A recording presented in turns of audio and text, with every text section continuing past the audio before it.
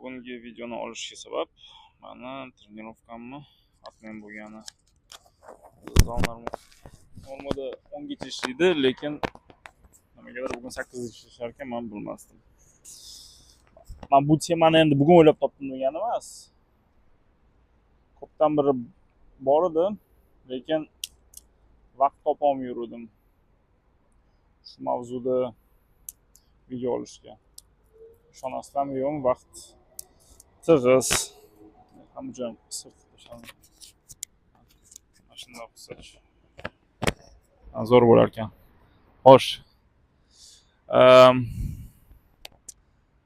Video nima haqida? Men bitta narsa haqida ko'p o'ylayman-da, o'ylaganman, shu bilan sizlar bilan shu fikrlarim bilan sizlar bilan bo'lishmoqchiman. Ya'ni maqsadga erishish haqida. Men bitta narsaga ishonaman.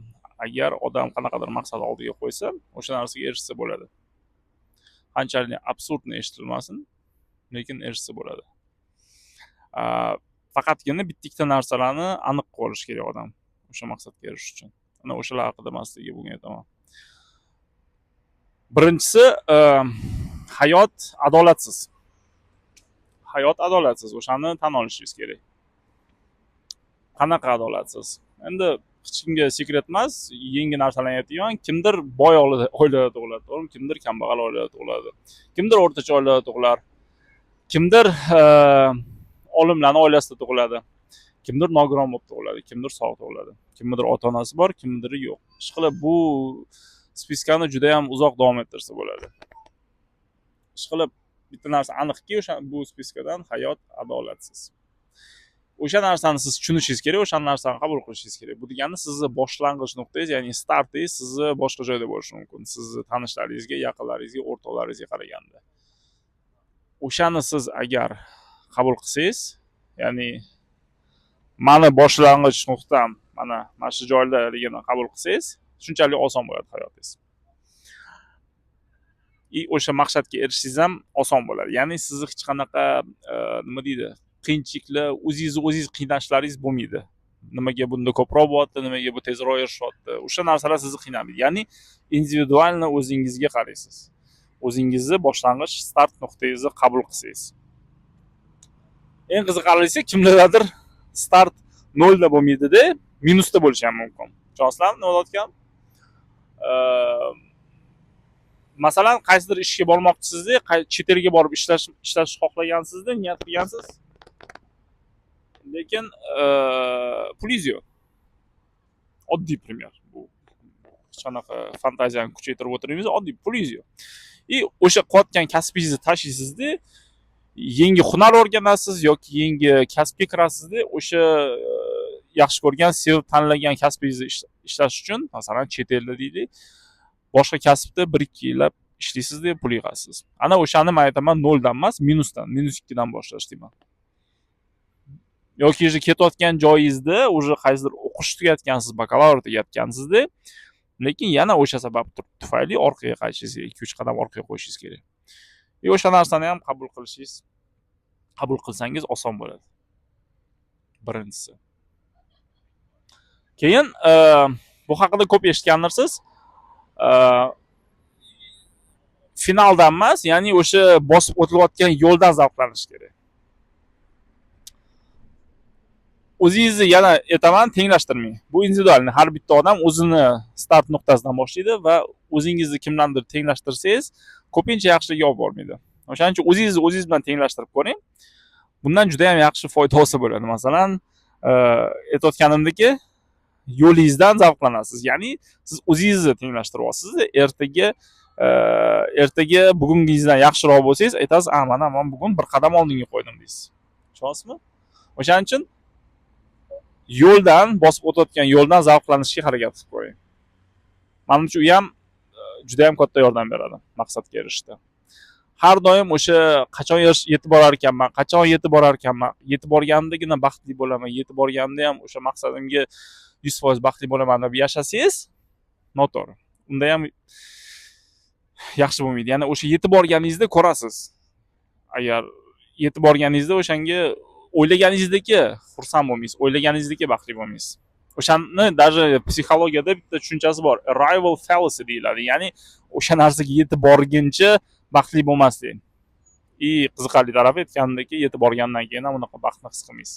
O'shaning uchun bosib o'tayotgan joydan, ya'ni o'zingizni rivojlanishingiz protsessidan zavqlaning.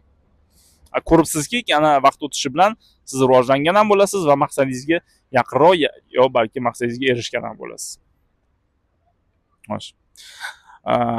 Yana bitta punkt. Har xil endi bir-biriga aloqasi bo'lmagan punktlar bo'lishi mumkin, lekin hammasi oxir-oqibat o'sha maqsadga erishishda ko'pchiligiga ta'sir qiladigan, ko'pchiligiga yo'lda uchadigan faktorlardan biri deb hisobladim. O'shaning uchun gapiryapman. Tak, yana bir punkt, siz bu yo'lni bosib o'tayotganingizda, maqsadingizni bosib o'tayotganingizda odamlar ko'p gapiradi. Gapirganda ham siz bilan gapiradi, kamdan kam siz bilan gapiradi, ko'pincha siz orqangizdan gapirishadi. Siz bilan gapirganingizda ham ko'pchilik sizni bu yo'lingizni qaytarishi mumkin. Tushunmaysiz, nimaga meni qaytaryapti? Nima unga foydasi deb o'ylashingiz mumkin. Men unga zarari ham, foydasi ham yo'q deb o'ylashingiz mumkin. Yo'q, adashasiz. Ko'pchilik sizni yo'lingizdan qaytarishga harakat qiladi, chunki odamzod shunaqa o'zi egoist bo'ladi. Har bitta odam egocentrik deyiladi, ya'ni o'zini dunyosini egosi atrofida quradi ko'pincha. Bu egosi unga ruxsat bermaydiki, komfort zonasidan chiqib ketishga. Komfort zonasini bilasiz, ko'pchilik komfort zonasida yashashni xohlaydi, ko'pchilik o'sha komfort zonaga kirib olishni xohlaydi.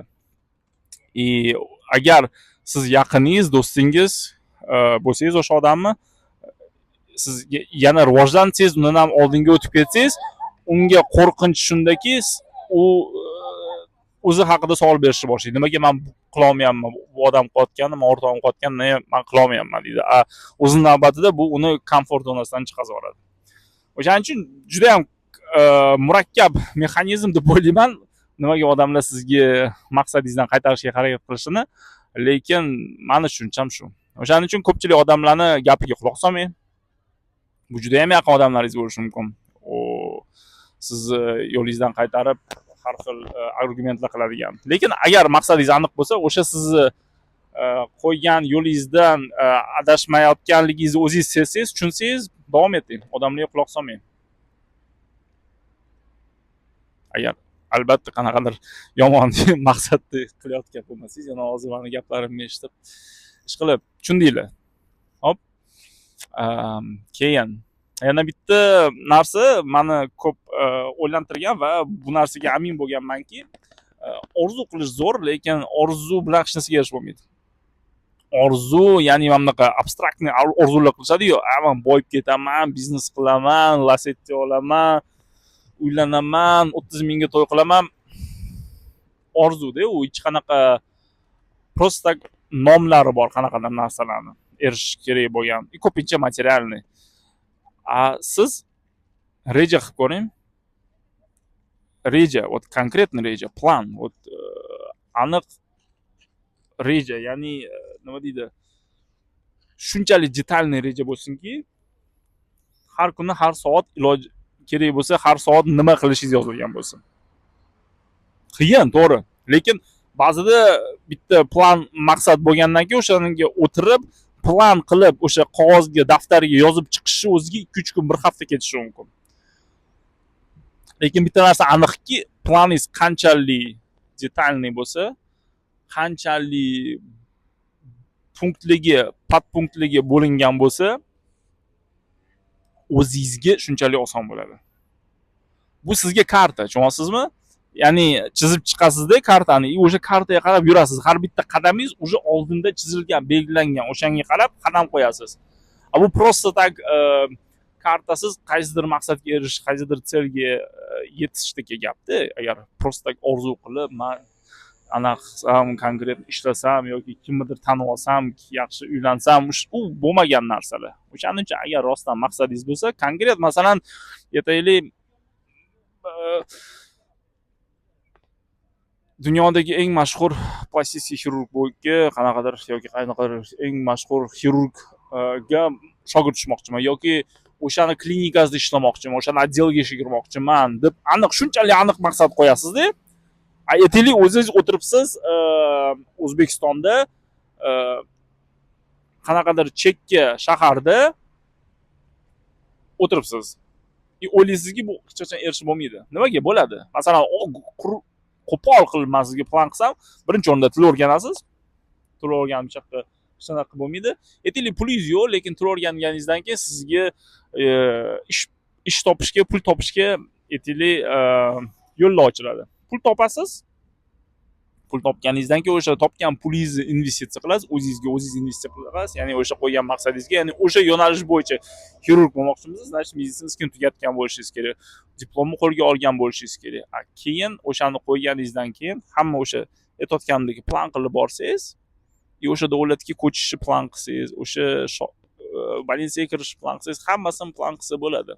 Aytmoqchimanki, qanchalik aniq, qanchalik nuqta o'rtada qo'yilgan bo'lsa, qanchalik detal bilan yozilgan plan, reja bo'lsa, shunchalik o'zingizni o'sha yo'lni bosib o'tishingiz oson bo'ladi. Bu sizga xarita bo'ladi. Bu sizga navigatsiya bo'ladi. O'shaning uchun reja bo'lishi shart. Orzu yaxshi, lekin reja bo'lgani undan ham yaxshi. Reja ba'zida sizni konkret aytmoqchimanki, bu reja qo'yganingizdan keyin 100% o'sha karta nuqta borib yetib borasiz degani emas. Aytganimdagi boya sizni orqaga qaytarib yuborishi mumkin. Masalan, bakalavr diplomini bitirdingiz, lekin chet elga ketishingiz uchun pulingiz yo'q. Даже vizaga topshirishga ham pulingiz yo'q bir tiyin. Nima qilasiz? Значит, chetga orqaga 2-3 qadam qo'yasiz. Til o'rganasiz yoki yangi boshqa kasbga o'tasiz deb pul yig'asiz. O'sha pulni yig'ganingizdan keyin yana boshqa investitsiya qilib, yana o'sha главный yo'lingizga tushasiz. Tushunyapsizmi? Xarita shunaqa bo'ladi. Masalan, navigatorga ham konkret desel bersangiz, bir yo'lni olib boradi, o'rtada qanaqadir probka bo'lsa, avariya bo'lsa, sizga chapdan o'ngdan boshqa yo'llarni ko'rsatadi, yo'lingiz sal uzoqlashadi, lekin baribir o'sha главный yo'lingizga oxirida o'sha maqsadingizga yetib borasiz. Tushuntira oldimmi?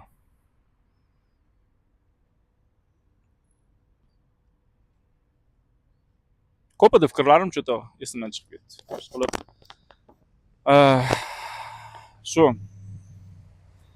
ana o'sha mani fikrlarim maqsadga erishish haqida. O'shaning uchun men o'ylaymanki, har bitta odam o'ziga oldiga maqsad qo'ysa, o'shanga erisha oladi. Qiyin, oson emas, hech kimga oson emas. Cho'ponligi оскорбительный bo'lmasin, lekin masalan har bitta cho'pon o'tirib o'sha narsani orzu qilsa, men katta xirurg bo'lmoqchiman, chet ellarda, dunyolarda, konferensiyalarda yurib, eng dunyo tanigan xirurglar bilan hamkasb bo'lib, birga operatsiyalar, murakkab operatsiyalar qilish xohlayman desa, erishsa bo'ladi. O'sha cho'pon ham o'sha narsaga erishsa bo'ladi. Hozirgi dunyo tez. Dunyo tez, shunchalik tezki, informatsiyani almashishi tez. Tushunyapsizmi? Informatsiya ko'pchilikka ochiq. Hech kim masalan pulga sotib olish kerak emas. Tushunyapsizmi? O'sha narsani foydalanish kerak. Ochiq, dostupniy va tekin bo'lgan informatsiyadan foydalanib, o'zingiz maqsadingiz yo'lida ishlatishingiz kerak. O'shandagina erishsangiz bo'ladi. Meni fikrim. Bitta narsa aniq, agar joyingizda tursangiz, hech narsa qilmasangiz, joyingizda qolasiz.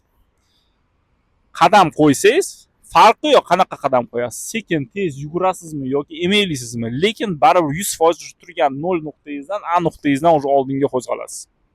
Ertaga o'sha boshqa joyda bo'lasiz. Tushunyapsizmi? O'shaning uchun mehnatdan qochmaslik kerak. Mehnat orqali, o'sha reja orqali, aniq reja orqali odamlarga quloq solmasdan, noto'g'ri odamlarga, to'g'ri odamlarga quloq solish kerak.